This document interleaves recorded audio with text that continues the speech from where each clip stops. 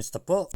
At isang magandang mapagpalang umaga na naman po ang atin ng Mangkelos TV sa inyo sa araw nito ng Linggo, July 5, 2026, first Sunday of the month. At tulad ng dati, tayo maghahatid po ng ating mga giya sa pangarera ngayon na binubuo po ng 9 na pangarera at magsisimula po ng alas 2 ng hapon. Maganda po ang mga pagkaka-line up. Wala po tayong maituturing na sabihin natin na mega outstanding o limadong-limado dahil sa akin napansin, parang kalat po ang benta sa mangyayaring pangarerang ito. Kaya lagay lang po tayo ng korsonado natin dihado rito. At siya nga pala, ang winner take all ho pala ay may carry over na dala-dala rito dahil gawa nung kahapon po, Sabado, ay nagkadihadoan po kaya nag-carry over po. Dalawa po ang ating set ng winner take all dito, yung simula sa race 1, yung isa sa race 3. Bueno, tayo magsisimula na rin po at samahan nyo na po ako. Karera number 1, start po ng first winner take all, races 1 to 7, post time is 2 o'clock p.m, distance 1,400 meters. Ito po ay isang class 4, group 42 to 56 group split.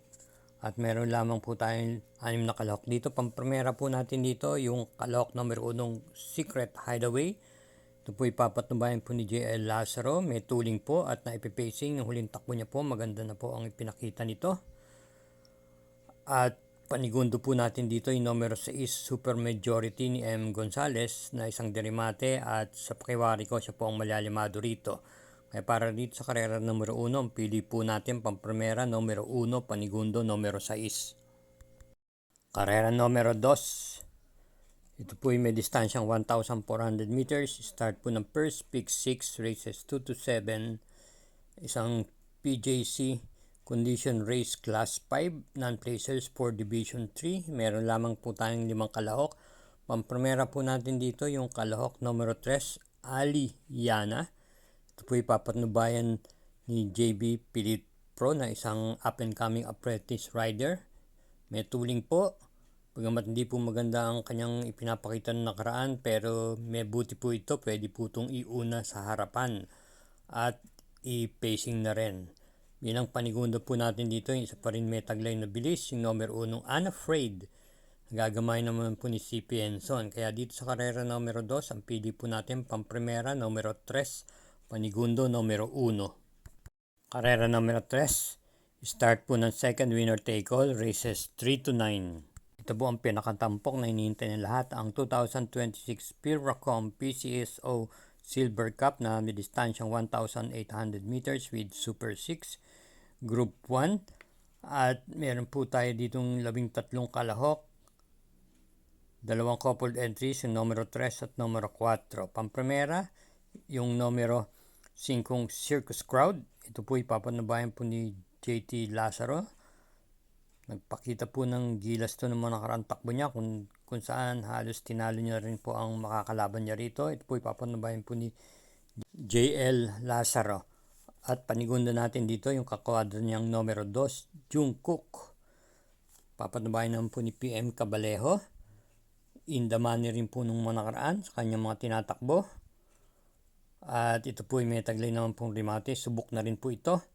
Bilang panersera po natin dito yung dihadong numero 2, Transform. Nararendan po ni PR Dilema. Isang derimate po. Kadalasan po ang itinatakbo nito ay, kung yung napapansin, ay puro stakes race. At angkop naman po sa kanya ang distansya na 1,800 meters. Kaya dito sa karera numero 3, ang pili po natin pampremera yung numero 5, panigundo numero 2 at panersera yung numero 12. Karera numero 4, start po ng second pick 6, races 4 to 9, distance 1,400 meters with Super 6, isang class 4, group 42 to 56 group split at meron tayong 8 entries. Pampremera po natin dito yung kalahok numero 8, Star of the Show. Ito po ipapatnubayan po ni LF Desus. Maganda po ang kanyang pinapakita at sa tingin ko ito po ay late bloomer. Dahil kung yung napapansin sa kanyang mga maiden race no, parating talo, pero nung napunta na po sa isang mga regular races ay unti-unting lumalabas po yung bute. Ito po ay pwedeng i-pacing at iparimate. Panigunda naman po natin dito yung numero 5 Queen Liam, JB Bakay kay Porrenda. Pwede pong i-pacing. At maganda po ang kanyang itinakbo ng nakaraan. Kung di ako nagkamali, dumating po ito ng segunda pwesto. At bilang panersera po natin dito ay numero 7 Heartfelt. Na may buti rin naman po, JT Lazar po ang Renda. Pwede pong iuna at gayon din po isunod. Kaya dito sa karera numero 4, ang pili po natin pampremera numero 8, panigundo numero 5 at panersera numero 7. Karera numero 5, start po ng first pick 5 races 5 to 9 with a distance of 1,400 meters.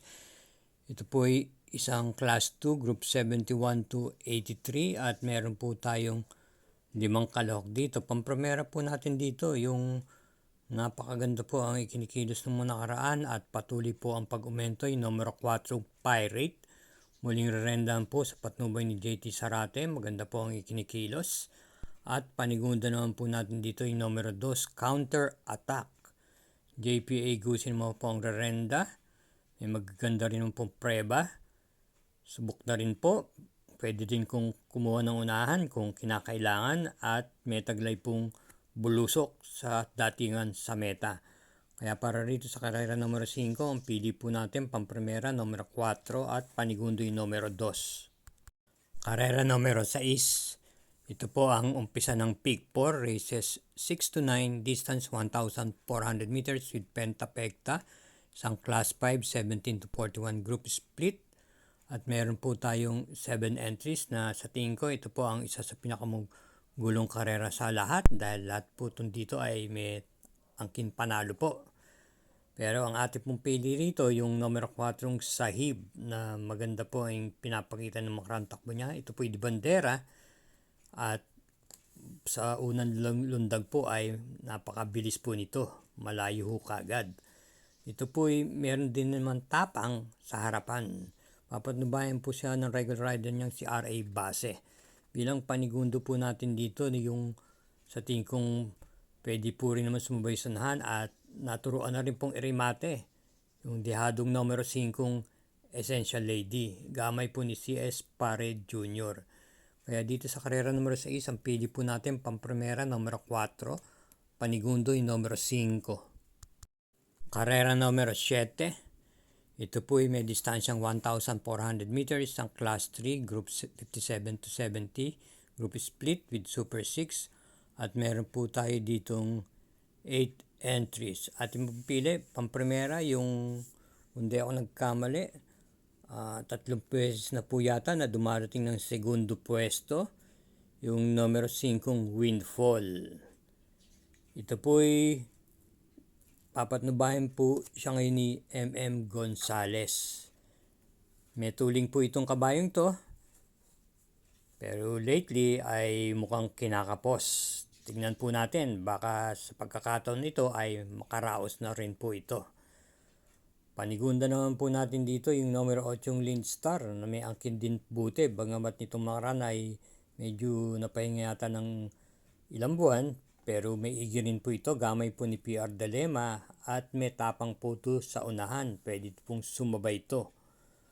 At bilang panersera po natin dito yung malamang dumating po pag sapit po ng diretsahan patungong meta. Yung numero 1 Crusading na isang derimate, gamay naman po ni J.A. Guse. Kaya para rito sa karera numero 7, pampremera yung kalok numero 5, panigundo numero 8 at panersera yung numero 1. Karera numero 8, penultimate race, distance 1,650 meters. Ito po isang 3-year-old class 4, group 40 to 56 group split. Meron po tayo ditong 6 na kalahok. Pampremera po natin dito yung numero 6, Siling Labuyo. Hindi po inaalis kay RC Simasio ang renda nito. May taglay pong bilis to. At bilang panigundo po natin dito yung numero 2, Confident Surge. na papanubayan po ni AP Asuncion. Kagagaling lamang po sa panalo nitong nakaraan.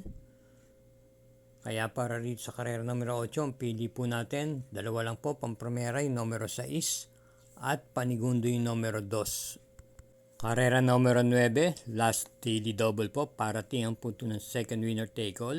Second pick 6, pick 5 at pick 4. Ito po yung may distansyang 1,400 meters with pentapekta, isang class 3, 57 to 70 group split. Meron po tayo ritong 9 entries, isang couple entries, yung numero 1. Ating pong pampremera rito, yung kalahok numero 6, Ahamo. Papatubayan po muli ni JM Storke. Ito po'y baguhan lang pong kabayo, pero lately po yung mga nakaraan 2 o 3 takbo niya ay maganda po kagad ang kanyang pinapakita. Ito po hindi po nawawala sa mga pangatlo hanggang ika-6 na pwesto ng nakaraan laban niya. Palagi ko nagsisilbing batak lang po yun. Bilang panigunda naman po natin dito yung couple tennis numero 1, Love Hunter Banerlu, na sa pagkakalam ko kapwa rin po naman may ige base sa kanilang ipinakita sa kanilang mga novato race nung mga nakaraan takbo nila. Ito'y kapwa rin pong imported horses.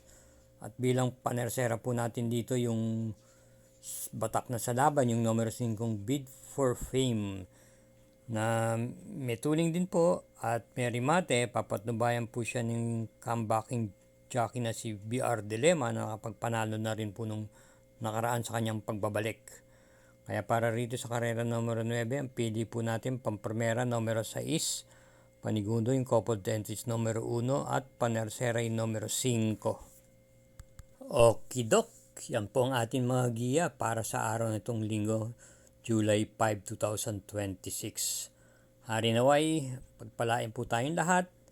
Ingat po sa ating pag-uwi at hinay-hinay lang po lagi sa ating paglilibang. Good luck po and thank you again for watching.